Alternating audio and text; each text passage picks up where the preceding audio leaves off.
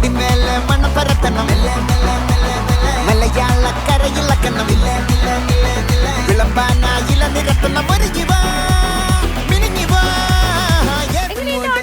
ഓണമൊക്കെ അടിപൊളിയായിട്ട് പോകുന്നു. ഞങ്ങളുടെ കുട്ടിക്ക് ലേറ്റ് ആണ്. തിരുവോണം കഴിഞ്ഞു, അതിന്റെ പിറ്റേ ദിവസമാണ് ഇത്. പക്ഷെ ഞങ്ങൾക്ക് ഇപ്പോഴാണ് തുടങ്ങുന്നത്. അല്ല, ഈ ഒരു മാസം മുഴുവനും ഓണമാക്കാം. മുഴുവൻ പിന്നല്ല.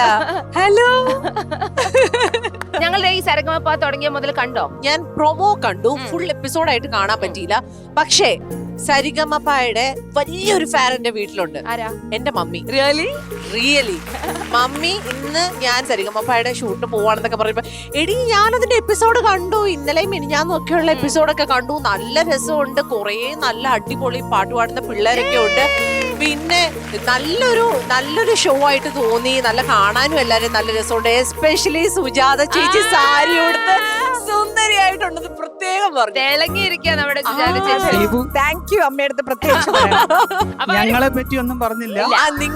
നിങ്ങളും ഉണ്ട്, എന്നാലും മമ്മി സുജാത ചേച്ചിനെയാണ് കൂടുതൽ എടുത്തു പറഞ്ഞത്. നമ്മളെ കണ്ടു അല്ലേ? കണ്ടു. അല്ലാതെ എന്താന്നറിയോ, പെണ്ണുങ്ങളാവുമ്പോ പെട്ടെന്ന് പെണ്ണുങ്ങളെ തന്നെ ഒന്ന് സാരി, ബ്ലൗസ്, അങ്ങനെ ഒരു അറ്റൻഷനിലേക്ക് വരും.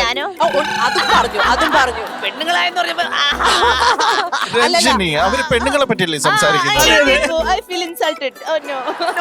ചിരികൾ വിരിയും ഒരു വേളയായി സരിഗമ